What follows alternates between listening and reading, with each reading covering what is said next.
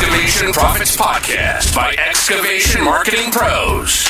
Interviews with successful excavation and septic business owners, revealing how they market and grow their business in today's economy. Hear directly from the most successful leaders in your business and discover what they're doing to keep their phone ringing, equipment running, and businesses booming.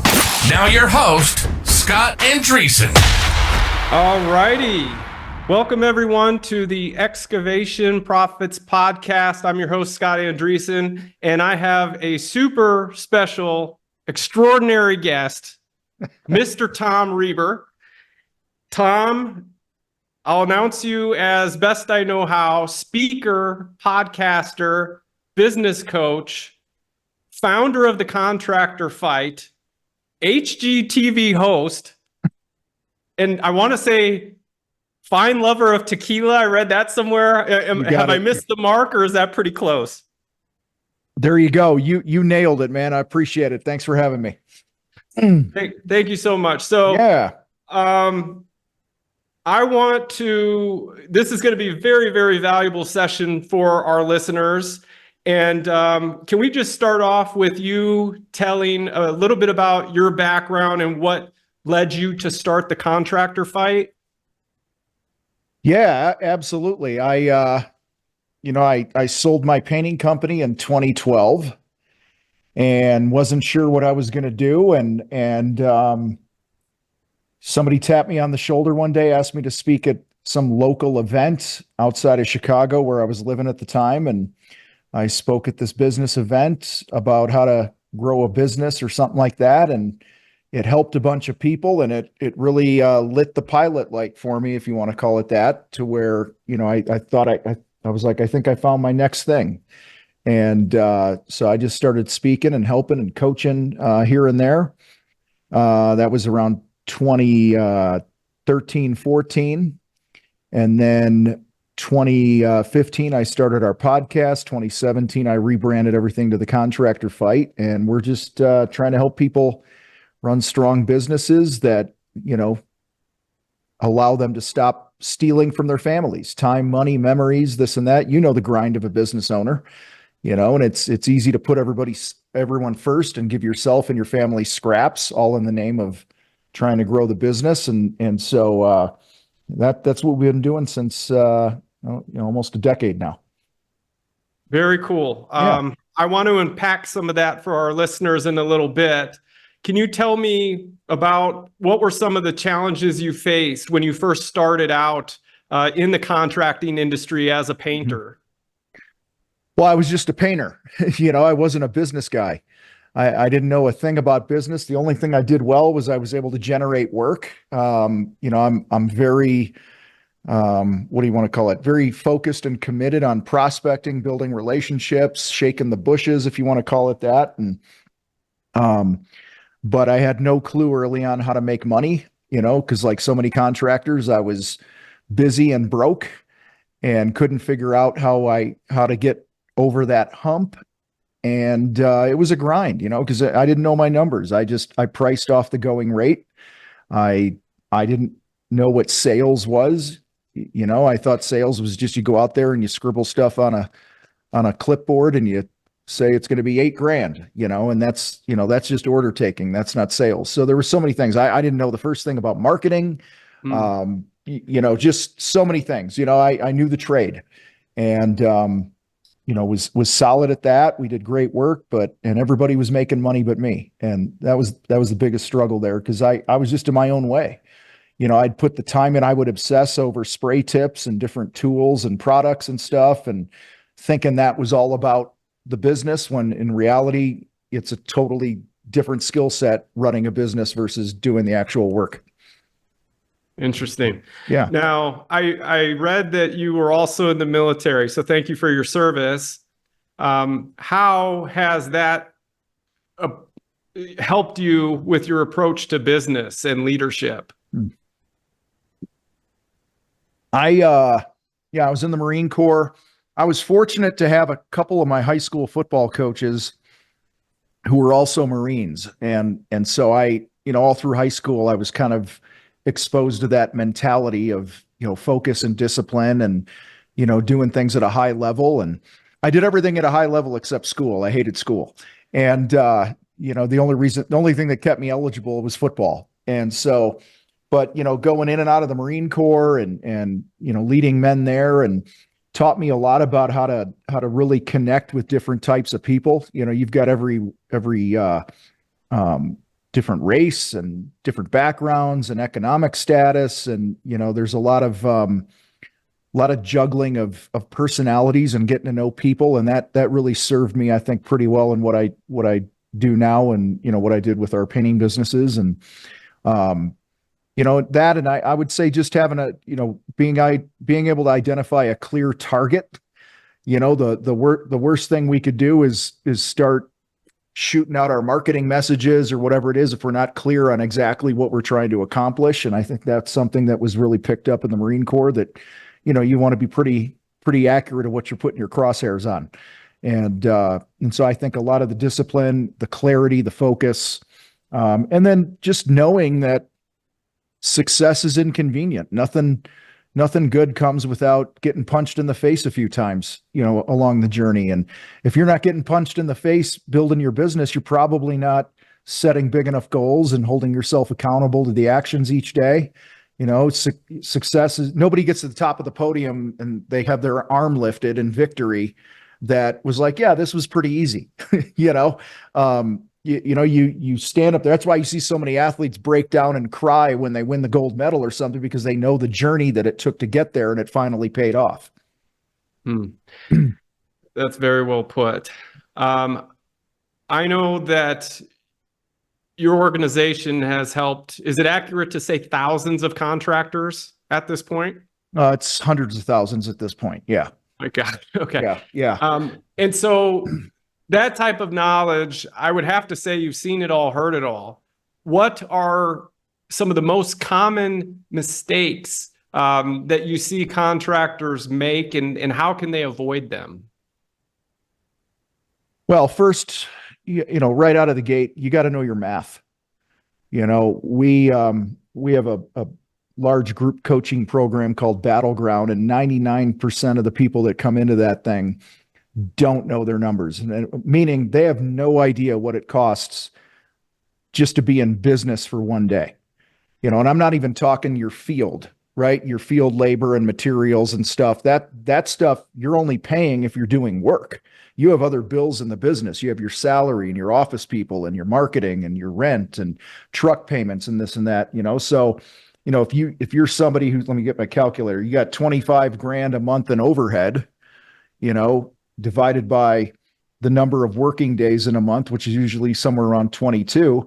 I mean, it's almost $1,150 a day, that you got to keep just to break even on a daily basis, above and beyond, what you're paying your people in the field and what you're charging for them, So if you take that $1,150 and you have, say, 2 field employees, you divide that by 16 hours in the day, it's $72 an hour just to pay for the overhead.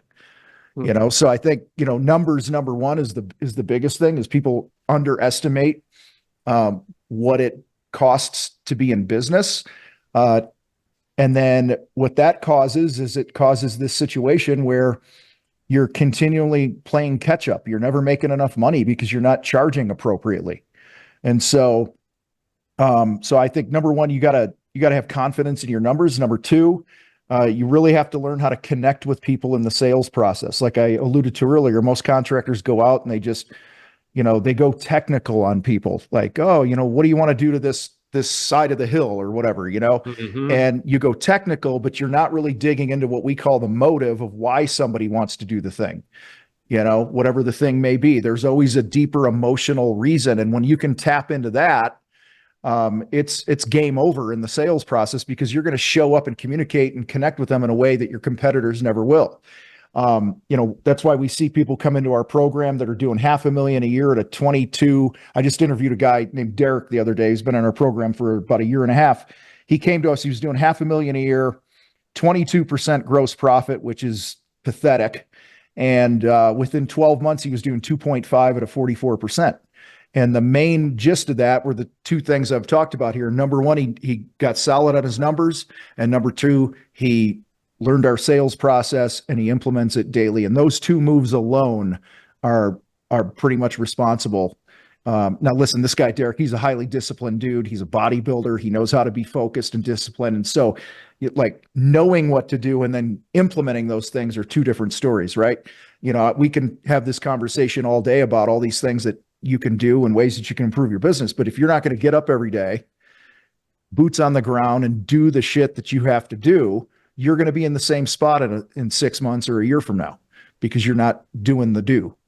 But yeah, so it's, you learn how to connect, you learn how to, you know, your numbers, the numbers don't lie. That's the other thing. This calculator thing that we all have, I could go 9 times 9 is 81 all day. That's a fact. Nothing changes that, right? It's the same with the numbers in your business. The numbers tell a story. They're unemotional. They don't care how you feel about the numbers. They just tell you the truth. There's no opinion there. And so, we always encourage people that, start job costing the projects that you're doing, compare your estimated times versus your actual times of doing the projects and the materials or whatever supplies you had to get. And then you learn from that and you make tweaks as you go. And that's how you win faster in the money department. Mm-hmm. So you identified a couple key factors there that they need to know their numbers. They need to know their sales process. Mm-hmm. And you mentioned Derek, you need to take massive action like him and have focus. When we talk about focus, how important is mindset when it comes to achieving success in business, would you say? I've said for years that I believe 90% or so of success in business is literally what happens between your ears. And the rest is math and marketing and your messaging and stuff. So, if you don't get squared away with the 6 inches of real estate between your ears, you're going to have a hard time winning because it's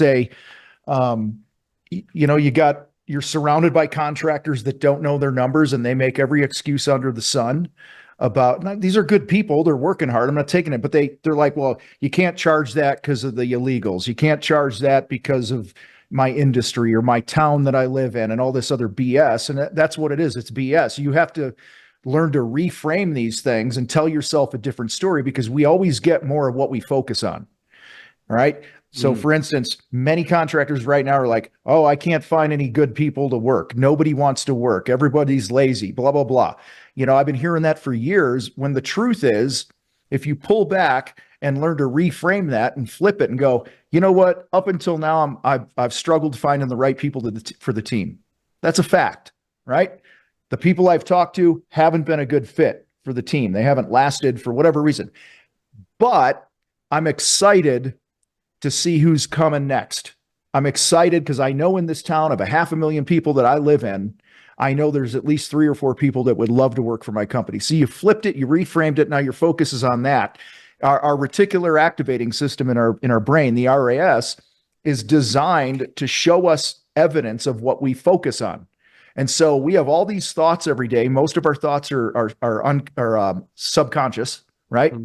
And I almost said unconscious, but you got these subconscious thoughts that we're just programmed with through our life. It could be things like, oh, if you make a lot of money, you must have stole it from somebody or ripped your customers off, right?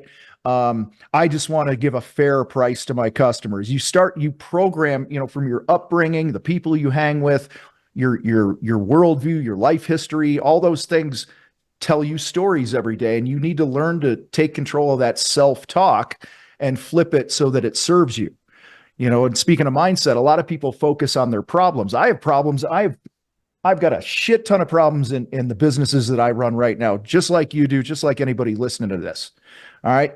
The difference is I've learned to focus more on my goals and what I want and where I'm going than on my problems. Because if you focus more on your problems and what you don't have, you're going to get more of that. Yeah, that's so true. Now, when you just mentioned goals, so what role does goal setting play in personal and professional development, would you say? It's everything. We have to know where we're going. Like I said earlier, listen, when you start the business, when I first started my very first painting business, my goal was to feed my family, right? That's it. I had no sales goals. I had no marketing goals, none of these other things. I didn't know what gross profit was. I really didn't know a thing. It's crazy how ignorant I was, but I was fanatical about feeding my family. And so I was focused on that every day. And what did I get? I fed my family. So I always encourage people, like, really look at this business thing that you're building and go, how do I want it to serve me? What do I want it to look like? What people do I need to put in place to help me get there?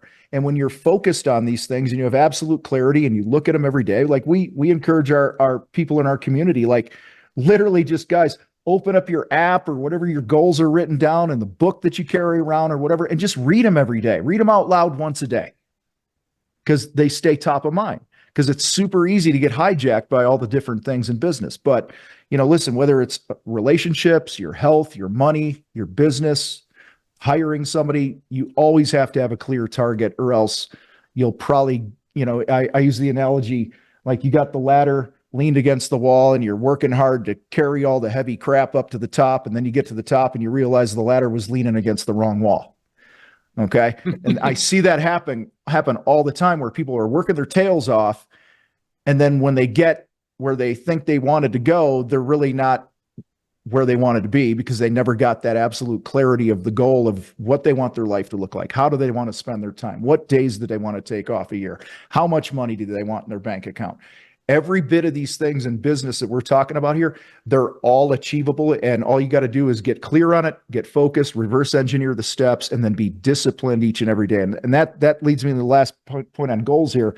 Most people don't reach their goals. Every year, New Year's resolutions come and people are going to do this through the year, and I'm going to do this and I'm going to do this. And by February or March, like 90% of the people have tapped out, right? They lost focus. They're not doing the thing anymore. And that's because they're looking at the big goal, but they're not focused on the things that are going to get them to the goal. I call that winning the moments. Every day, say I want to lose weight. Okay. If I want to lose 20 pounds, every day I'm going to be faced with these micro decisions along the way through the day. Eat the donut or eat the apple. Go for a walk or turn on Netflix, right? It's hit the snooze or get up when I said I was going to get up. And every time that you win one of these micro moments throughout your day, you're compounding toward your success. And every time that you don't, you compound away from your success. So if you want to go big, there's a saying, if you want to go big, go small, right? Mm-hmm. You want to achieve great things, work on those small, seemingly insignificant things each and every day and be consistent. I like that. That makes a lot of sense. And it's like basically the sum of your life adds up to the decisions you make. Mm-hmm. Is how 100%. How do you balance the demands of running a business with personal life and that self-care? Yeah. Well, we have a framework. And let me say this: on the home front, family, spouses, those types of things, relationships, you can't expect the people under your roof to read your mind, right? You have to communicate. So if you're going into a really busy period of time in your business, like right now, we got about 72 days until our big event in Denver called Mile High Profit Summit. And we are like fanatically all hands on deck right now doing that, right? And so my wife knows, she knows that, it's showtime at this point. Like, I'm grinding and I'm crazy, but I communicate, hey babe, the next couple of weeks, I'm going to be really nuts with this, and this, and this. Let's go ahead and plan some of our walks, our date nights, and some of those things. So let's get them on the calendar so you don't get my scraps. And that goes back to our framework. We call it strong you, strong home, strong business. If you drop a rock in the water, where the rock hits, that's a strong you. So when you're planning your days right now, you guys, you want to make sure that you're getting the oxygen that you need personally. That could be sleep, working out, reading, feeding your brain, whatever it is, going for a walk, getting in nature. I don't care what it is. You do you. Take care of you. Then the next ring out, that ripples out from that rock is your is strong home. Okay. That's why I talked earlier, like, I make it a point every day that the queen and I, that's what I call my wife, we call her the queen. All right. We have time. We have some sort of a date every day. We have our time every day. It could be 5 minutes. It could be 5 hours. It doesn't matter. The point is that it gets scheduled first and we don't blow it off. And then after that, then I fill in with the business stuff. And sadly, for many years, I had it flip where I'd put the business first because I love my family and I'm trying to provide. But in the process, you steal from them and you give them your scraps because, it's so easy to just get hooked on this business shit 24/7 and never turn your brain off. So, several years ago, I really just was intentional about reframing this and going, I'm going to work on me first because my family life is only going to be as strong as I am. And then my business is only going to be as strong as myself and my family life is. And so that's kind of how we came up with that framework that we coach and train people on. Mm-hmm. And it really sounds like, definitely you're not reactive. Your days sound very choreographed, scheduled on purpose, of course, but that is helping to propel things forward the way you want them to go and for your students as well, right? Yeah. And listen, I get hijacked every day. Every one of us gets If you're a small business owner, you get hijacked. If you're a parent, you get hijacked. If you're a human being, you get hijacked. We all have a plan. Like Mike Tyson says, everyone has a plan to like punch him in the face, so you can map out intentionally your whole day and your whole week. All right. But that you're going to get throat punched along the way. And so that's why we always encourage people like do the things that are the most important, crucial things each and every day as early in the day as you can. And then it opens up for you to be reactive to whatever else happens. We all have those things. I recently started another painting company here in Colorado Springs for many different reasons, but it's called Simplify Painting. And I have my plan, but you know how it is. Guy calls from the job site. Hey, we ran into this issue. Now you got to be reactive. You got to go into problem solving mode. We all have that, but that's why when you can do those crucial activities that are going to get you to the big picture goals that you have, do those early in the day, check those boxes. It could be somebody listening to this like, I need to do a better job of marketing on social media. Well, then get up a half an hour earlier. And while you're having your coffee, schedule a few posts for the day and then close your phone and go to work. But at least you did the thing that's compounding you towards the stuff that you say that you want. And, it's a grind. And I think the other thing is people put too many things on their to-do list each day. And there's a book many years ago called The One Thing that I read. And then I ended up interviewing the CEO of their training company several years ago on my podcast. And the way he said this, it just always stuck with me. He says, if something is going to end up on your to-do list or on your calendar, it has to audition to get there. Like, if you think about it that way, you guys, like, not everything deserves your time. And so that's back to the clarity and the goal setting. What do I really want? All right. Each day, you should have just maybe 3 to 5 things that are crucial actions, and you do them in the order of importance. You don't move to the second one until the first one's done. And if you could build that habit, then let all the hijackings come, because at least I did these things that I said were the most important things that need to be done on a daily basis. Right. What are some of the current trends that you're seeing in the contracting industry around, I know you guys coach a lot of different niches, but what are some of the trends that you see overall that contractors should be aware of?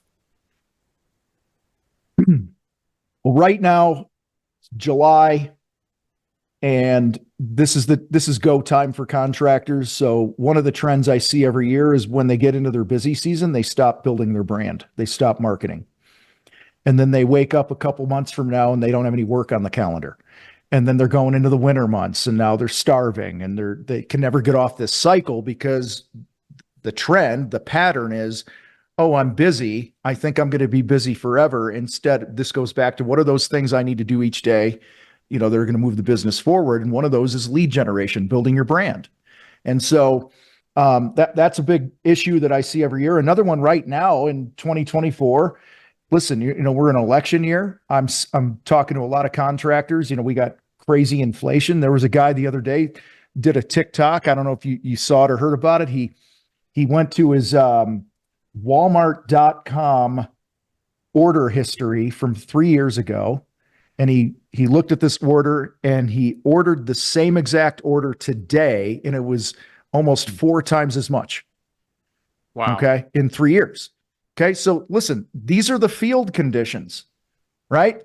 Whoever's in the White House, whatever the inflation is, whatever the housing market's doing, and all this other stuff, we don't have any control over that, right? So quit making excuses about all that for being the reason that you can't grow your business, and control what you can control, right? So right now I'm hearing people are having to work a lot harder to sell and build trust with people, because that's what it is. Consumers are either not doing the project, or they're scoping it way back. We had one of our members lost 2 projects totaling $1 million that people put on hold until after the election because they want to see what's going on. Okay. I have no control over other people's fear, and they're dragging their feet on things. All right. So we just have to refocus. Go, okay, I'll keep in touch with them. We'll keep the relationship warm. Let's go. Let's fill the calendar. Right. And not be consumed by what's not going right. That's a trend all the time, is we all have, there's always field conditions in the world in business. If 2 football teams are playing and it rains and there's 6 inches of mud in the field, we both got to play in the mud. Mm-hmm. It's no different with your business. Your competitors have the same issues that you're having. It just might be at a different scale, or in, different areas of the business. Every business has cash flow problems from time to time, and profit issues, and recruiting, and, lead flow issues. I mean, I was talking to a client, they generally have 150 to 200 leads a month. And right now they're about 80 to 90 a month. Now somebody smaller is like, God, I'd love to have 80 to 90 leads a month right now. Right. But right. In the scope, or the context of this larger business, they're going to go broke if they only have 80 leads a month. So our coaching and the workshop that we did for them was all about, what are the things that you and your team have control over, that you can check those boxes every day that are contribute to getting that phone to ring. And, so patterns, there's always going to be ebbs and flows in business. And I think, I always come back to, I try not to pay a whole lot of attention to what's going on in the world. I know that sounds weird, but I'm just going to do me. I'm going to mind my own business, meaning my business, and, do the things that are moving me closer to the stuff that I say that I want to accomplish. Yep. That makes sense. And you did mention, we are in an election year. And so that's a real thing. And I've heard that excuse, I want to wait to see what the president's going to do, and yada, yada. Mm-hmm. How do you see the future of the contractor industry evolving, and what can contractors do to stay ahead? Well, we're not going anywhere. Number one, last I checked, AI can't do a lot of the things that we do in the trades, right? And their technology is always going to be a thing, but there's always going to be a need for contractors, the men and women in the trades doing the stuff that we do. So I truly believe that those companies that get really aggressive with building their brand, investing in their marketing, training their people, be the type of company that is attractive to other people, whether it's a client or a potential employee. Okay. If we could be more, and that's why we talk so much about money and building relationships and having strong marriages. I mean, our event, your spouse comes half price because we want your spouse in the room. Okay. Because we're so family focused, that focus on your family, love up on them. Don't give them your scraps. Make the tweaks that you need to make in your business to make as much money as possible. Okay. Making money is not a bad thing. It's the rules of the world. We need money. Life's easier when you have money. It's that simple. And so, when you're fanatical about those things, you're uncommon, because in a year like this, in a season like this, in business and in life, most contractors are taking their foot off the gas. They're falling prey to those fears and, oh, nobody's spending money. And this, people are always spending money. There's always somebody out there that'll pay you, what you need to make to do the project that you're going to do. You just got to be on the attack. And, during the last recession, my old company that I had outside of Chicago, we stepped on the gas with everything during that period. And we were actually more profitable. We did less revenue, but we were more profitable because we were stepping on the gas when most people were taking their foot off the gas and waiting to see what's going to happen.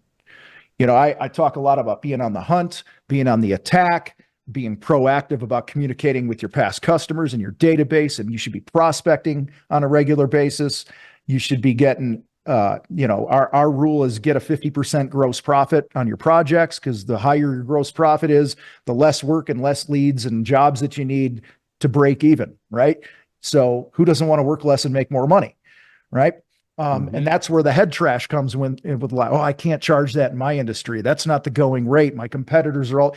Give them a reason to want to work with you. And you do that by building your brand, learning how to connect with people in the sales process, and being confident in your numbers. You do those things and you go hard when everyone else is backing off right now. I promise you, you're going to win.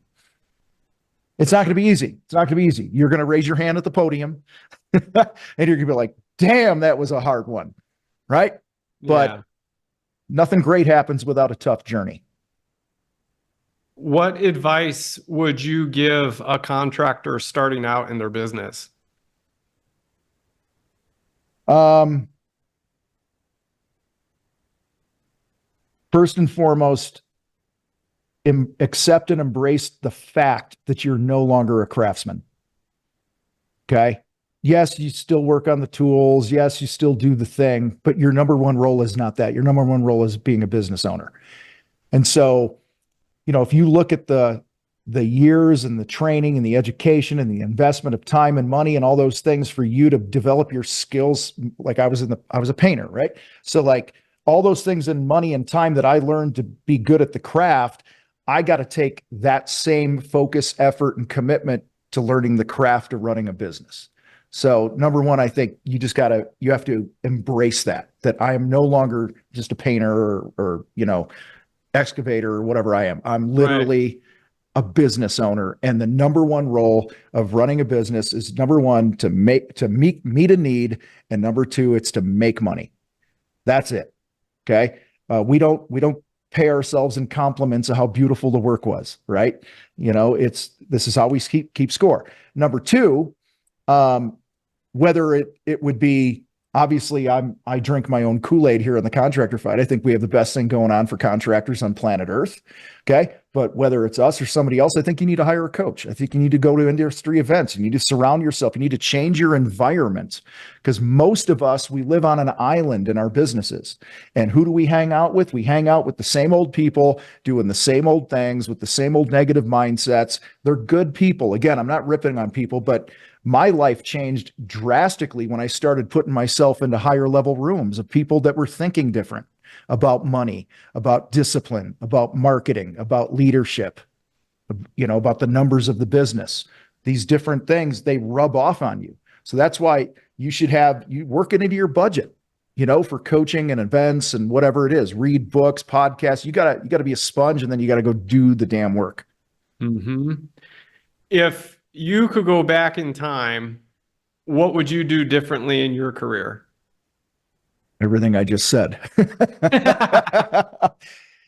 I thought it was about the work. And of course the work is important, needs to be high quality. All right. But I didn't focus on being a business owner and doing differently. I think I would have learned how to take control of my negative self-talk earlier on, and I just didn't know what I didn't know. That's all of us at some point in our life. And then once I was exposed to just a different way of reframing your negativity and the power that has over you, I was like, man, I got to do something about this. So that's number one. Number two is I didn't trust my gut enough. I've had partnerships in the past and business deals and some things where I ended up hosing myself because I didn't fight for what I believed was right. I didn't follow my gut on certain things. I didn't trust my instincts. And I really believe that we all have instincts and we need to trust those instincts. And, whether it's, we don't trust ourselves because of our lack of experience, whether we don't trust ourselves because we're a people pleaser and we don't want to upset people if we tell them the truth. I could give hundreds of examples of how I screwed that up over the last several decades. What books, podcasts, resources have had significant impact in your career, and why?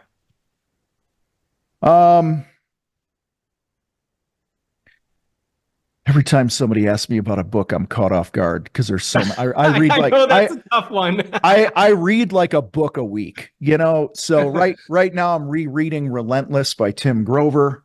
It's just a great book on your mindset and what it takes to win. For me, I read the books. I used to just read and consume and listen to podcasts, like whatever it was, I just listened to it, right? Or read it. Over the last few years, I've gotten pretty disciplined with, I'm not going to read or consume something that isn't supporting what I'm currently working on. If that makes sense. Mm-hmm. So if I'm not wanting to learn how to be a better marketer right now, then I'm not going to consume any marketing stuff because it just takes up bandwidth, right? I'm rereading Relentless for probably the third time right now, because every now and then I'm just like everybody else. Sometimes my optimism starts to wane. Sometimes I'm fatigued from the grind, and so I needed the reminder. My coach literally a week ago was like, I think you need to read it again. And I'm like, he brought it up and I'm like, yes, coach, done. And that afternoon I started reading it again. See, and that's the other thing. Like, you got to do what you're coached to do. You got to trust, right? That your mentors and coaches have, the best intentions for you. But, there's all the typical business books that I could list, right? There's Traction and all these other things, but, for in the E-Myth or whatever, I've really been inspired a lot by, there was a book called, Ryan Holiday wrote it. It's about the Stoics or something. I can't remember the name of the book right now, but it's a really good read just on personal discipline and consistency. There's a book by Cameron Haynes. He's a bow hunter. He wrote a book called Endure. That's just, man, you just see how this guy operates at a different level, his preparation. That's why he's the best hunter in the world. I'm not even a hunter, but like just taking that and going, how can I apply this in my life, my health, my business, my relationships? That he never wastes a moment to prepare because he knows that if he pushes himself harder, that it'll pay off when the hunt is actually happening. He's in such good shape. He can go and climb and access places none of the other hunters can, which the net return on this is he gets the biggest game more consistently.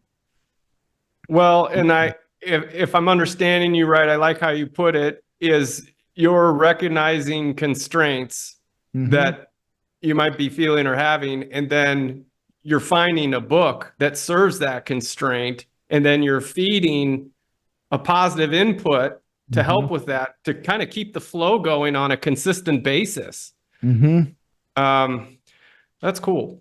So what inspired the name, The Contractor Fight, and what does that represent to you? The fight is between your ears. It's the way we think. And every one of us has it. This is just specific to contractors, but we all have a battle between our ears. And that's really at the root of why we named it The Contractor Fight, that you got to win the war between your ears if you want to win in business. And your podcast is very well received. What have been, how do people find it? And then what have been some of your favorite episodes and interviews on your podcast? Well, I want to say, I'm looking right now so I can give you the exact number. We have, as of 2 days ago, we've done 925 episodes. And it's It's a great show. You find it anywhere you listen to a podcast. It'll just type in a Google Contractor Fight podcast or whatever your podcast app is. But, favorite episodes, man, we do so many. I can't just give one or two, but we recently done one, did one that was, on the keys to success with working with your spouse. Mark and Michelle Bunker, they've been in our community for several years, grew the crap out of their business, went through really hard personal health issues. And they are just, they've kind of become the grandparents of our group. They love up on everybody, and it just oozed out of them in that recent episode. I mean, I'm always fired up to talk to people that are in our community because they kind of give a inside baseball look to everything. And, I've interviewed so many people, but the ones that always stand out the most to me are the ones that are just the normal everyday contractor that's grinding like we all are, and trying to win. And they always drop some sort of a nugget that just makes you reevaluate the way you're showing up. And I like interviewing people that in a selfish way, meaning how are they going to help me? Right. Cause I get to talk to so many cool people just like you do on your show, right? Like having a podcast is one of the best personal development things I think you could ever do, is being the host of a podcast. Cause you get to pick people's brains and it's free. So, yeah. So, what's next for the Contractor Fight? Any new projects or initiatives that you're excited about? We had a period in business where we were several times a year releasing new things. And that's a mistake that I think a lot of businesses make. And I made that mistake, right? So this past year and going forward, we are really leaning harder into our Battleground program. I always talk about, like, if you want your business to grow, the first thing you got to make better is your cheeseburger, right? If you're a restaurant, and you don't have a great cheeseburger or whatever your meal is, then you're never going to have a full restaurant. And it's easy for us to go, oh, here's the cheeseburger, but people also want chicken wings, right? And then people also want this, and people also want this. In fact, this Mile High Profit Summit that we're doing this year, it's the last one we're doing because we decided that we want to take the 8 months of focus and attention and money and, the $500,000 we put to put it on. We want to put that into our Battleground community and supporting and helping those people grow at a higher level because we believe that has more impact. Now, as far as our other events, we'll probably do some smaller regional events and stuff, but doing the big one with 500-600 contractors, we're taking it off the table now. I woke up one day and I said, you know what? We have too many things that are going on. And, it's like, if you got all your excavation contractors here, right? It's like most, I'll use a general contractor example, and you guys, you can reword this for your community. How's that? All right. Sure. GCs go, we do everything. The most successful GCs go, we do bathrooms for left-handed midgets. Do you know what I'm saying? Like, the more niche you can go deeper, not wider, you will be more profitable. So whatever that means for, we only do excavation for recreational swim ponds. Okay. Yep. Like, and then you can become known for that thing instead of, it's so hard to market broad and wide, but when you go, here is my lane, and I'm going to go deep into that lane. All the content that I create, it's going to be around that lane. Yeah. Now, you'll still get leads for other things, and you could cherry pick the ones you want to do, but I think you really have to plant your flag and go, what do I really want to be known for? And you'll find that as you build that brand and you niche down more, the profits will follow because people always pay more money for the experts. We have a lot of people in our community that are in the landscape industry, excavation people, this and that. And, I'll tell you hands down, the guys that just do like koi ponds make more money than the typical landscaper. It's like going, I'm not going to, if I'm a consumer and I have a knee issue, I'm going to go to a knee specialist, not my general practitioner. So I always encourage people, try to be that specialist. Yep. And I have excavation clients that have been part of the contractor fight, which is one of the reasons I wanted to reach out to you. And they got nothing but good things to say. So it's obviously working. Well, I think and let me cut you off here real quick on this note. You guys that are moving dirt with heavy equipment, you have a gold mine when it comes to content creation, because people watch that stuff. What you guys do is so cool. I mean, I don't know if you remember this. I don't remember the name of this, but man, it had to be 20 something years ago. There was a videotape, that's how old it was, and then it was DVDs series that came out that sold millions of dollars worth of footage of that parents would put on the TV and the kids would watch it. And it was guys moving dirt with heavy equipment. Like right. There's just something cool about that. And I think those you that run your own businesses, if you're not creating a lot of content, explaining what's going on, give us a tour of what's going to happen on the project and why you did something a certain way. Your cool factor is going to go up because what you guys do is so unique. It's so different. And so I just want to encourage everybody, like, build your brand and tell those stories of every project you're on. You should have a video guy out there.